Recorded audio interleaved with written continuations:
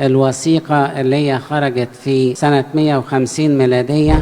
الوثيقة التي خرجت سنة 150 ميلادية بتقرر أسفار العهد الجديد بالاسم وبالحرف في وثيقة إيه؟ وثيقة إيه؟ مدرسة النيل للي فات، صح؟ المدرسة اللي أنا اتعلمت فيها مدرسة النيل للي فات. في وثيقة إيه؟ موري.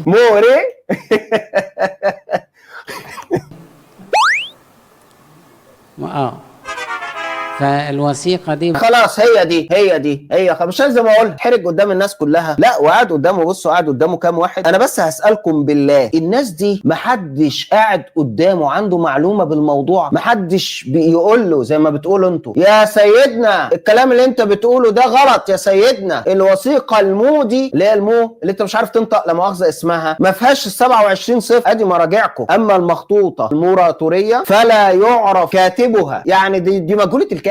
انتوا متخيلين؟ يعني الوثيقه الموريتانيه دي هي نفسها مجهوله الكاتب، الا انه يحتمل ان تكون بيد فيكتور اسقف روما سنه 200.